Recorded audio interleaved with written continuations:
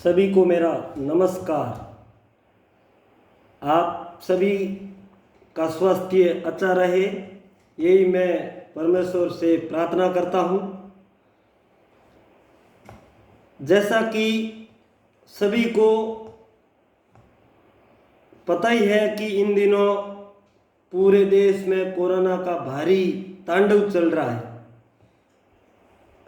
पिछले साल जब विदेशों में कोरोना फैल रहा था और भारत इससे बचा रहा, लेकिन अफसोस इस बार यह कोरोना की बीमारी भारत के बड़े बड़े शहरों से होते हुए अब गांवों में भी पहुंचनी शुरू हो गई।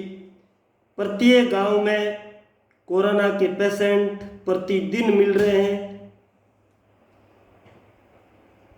ऐसा कोई भी गांव नहीं है जिसमें कोरोना का पेशेंट इन दिनों नहीं मिल रहा है।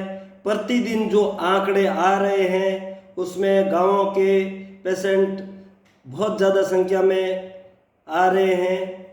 तो कोरोना एक बहुत ही बड़ी बीमारी है।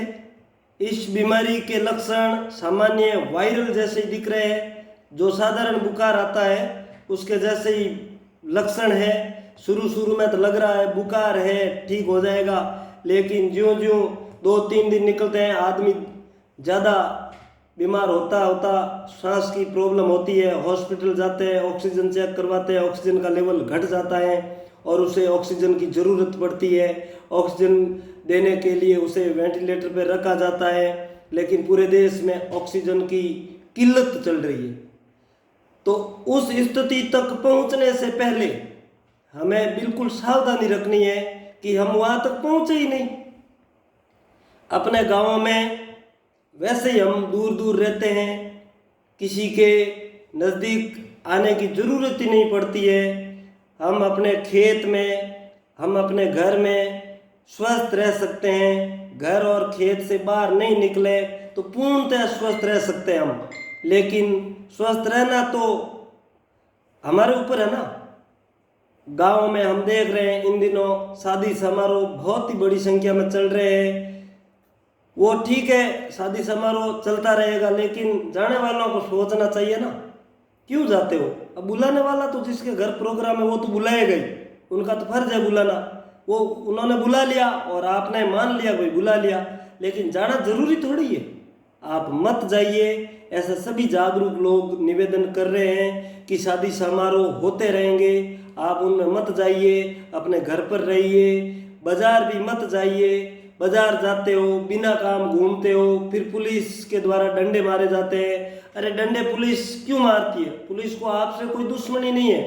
पुलिस भी यही चाहती है, प्रशासन ये चाहता है कि भाई लोग कम से कम सड़कों पर आए, कम से कम बाजार में आए। ऐसा जिद न करें कि हम रोड पे जाएं, बाजार में जाएं, शादी समारोह में जाएं, मत जाइए। ऐसा सभी जागरूक लोग निवेदन कर रहे हैं। घर पर रहो, सुखी रहो, स्वस्थ रहो, कोई टेंशन नहीं है। ये कोई ज़्यादा लंबा थोड़ी है। 10-15 दिन अपने घर पे ही रहोगे तो बिल्कुल ये कोरोना की चैन है वो टूट जाएगी और ये कोरोना बीमारी अपने यहाँ से विदाई ले लेगी। अभी कोरोना इतना चल रहा है, पहले कोरोना शहरों में होता था, लेकिन अब घूमते हुए गाँव में आ गया। गाँवों की तरफ जो ही कोरोना मुड़ा तो सबके दिमाग में आ गया कि अब कोरोना बिल्कुल आफत बन जाएगी, क्योंकि गाँव में लोग मिलजुल कर रहते हैं, एक दूसरे के साथ में भोजन करते हैं, ये आदत छूटती नहीं है। जबकि कोरोना से बचने के लिए पहला नियम है सोशल डिस्टेंस, मतलब सामाजिक दूरी रखनी।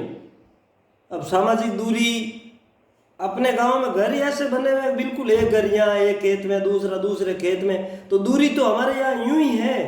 हम रह सकते हैं, अपने घर पे रहे, खेत में काम करें, कोई दिक्कत नहीं है, कोई कोरोना नज़दीक नहीं आएगा।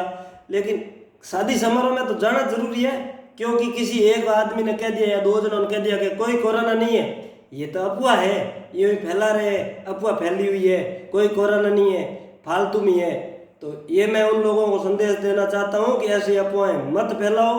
ये कोरोना वास्तव में आ चुका है और कोरोना है, कोरोना है, कोरोना है। ये बात प्रत्येक व्यक्ति को कहो, प्रत्येक व्यक्ति से कहो घर से बाहर निकलते अपना मास्क लगाए रखें। दो आदमी कहीं मिलते हो तो मास्क लगाकर बात करें, बिना मास्क कहीं पर भी नहीं रहें। पुलिस और प्रशासन का पूरा सहयोग करें।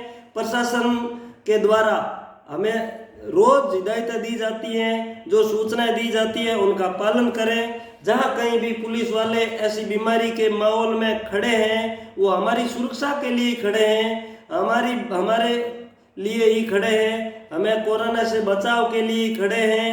प्रशासन दिन भर गाड़ियां घूम रही है, उनका भी सम्मान करें। चिकित्सा विभाग के द्वारा हॉस्पिटलों में 24 ही घंटे सेवा दी जा रही है। वो अपनी जान को रिस्क में लिए हुए अपने परिवार वालों से बिना मिले कोरोना को भगाने के लिए दिन रात काम कर रहे हैं। उनके प्रति भी हमारे हृदय में भावना होनी चाहिए, सम्मान की भावना होनी चाहिए। मैं उन सभी कोरोना योद्धाओं को सैल्यूट करता हूं कि ऐसी विकट घड़ी में कोरोना से लड़ने के लिए अपना दिन रात एक करके जान हथेली पर लेकर समय दे रहे हैं। सभी को मेरा नमस्कार। इसलिए सभी गांव और शहर के निवासियों से मेरा निवेदन है, मेरा मतलब जितने भी जागरूक लोग हैं उन सभी का निवेदन है कि आप कोरोना से बच कर रहिए।